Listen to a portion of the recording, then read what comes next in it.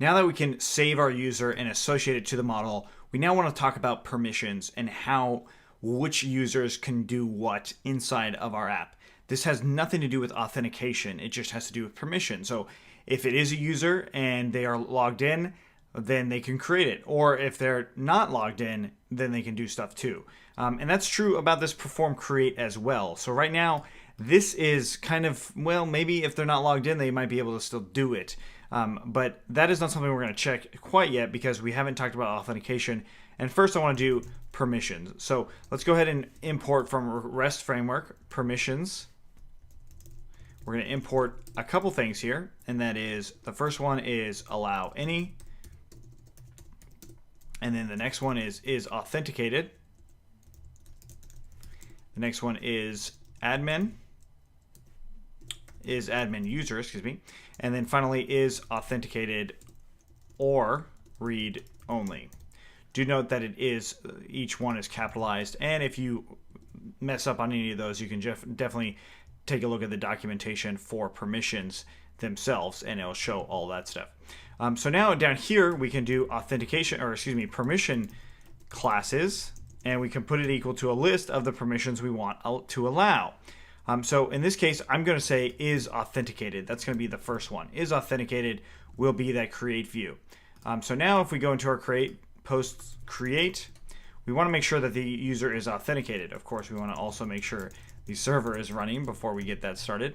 But to do this, we can check in an incognito window, and that is Command-Shift-N. This is just a private window that is just allowing me to check two things at once.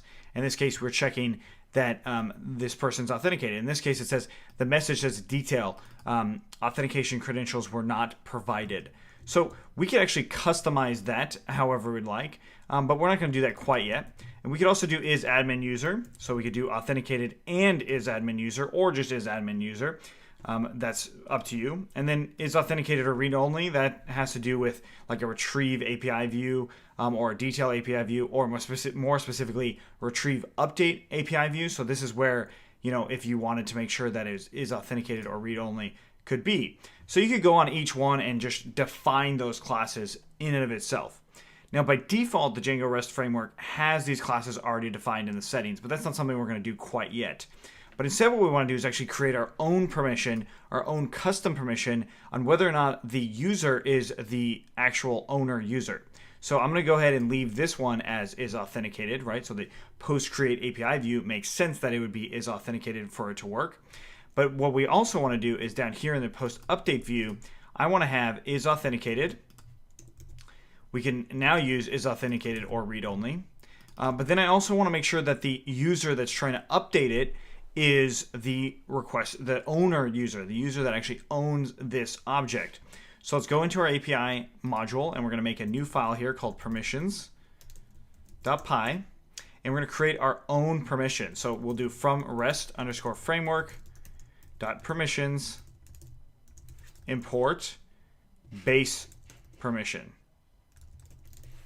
And now we're going to do class is owner or read only, and this is going to take base permission as the only thing that's being passed, and we're going to do define has object permission. So this is overriding a method inside of the base permission, and it's going to take self request and object.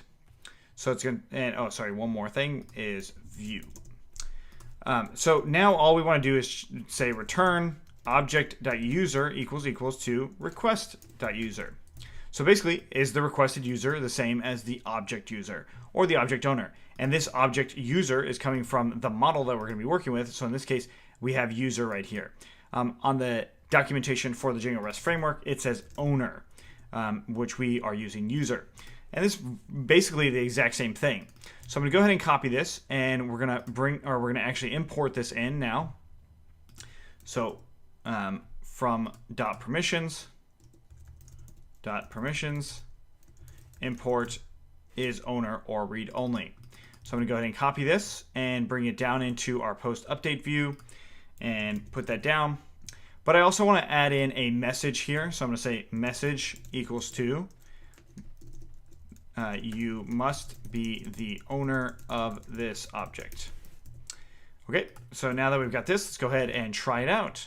Back into where we are authenticated, and we want to change, I'm authenticated as the second user of ABC, so I want to try and change the first user as one of theirs.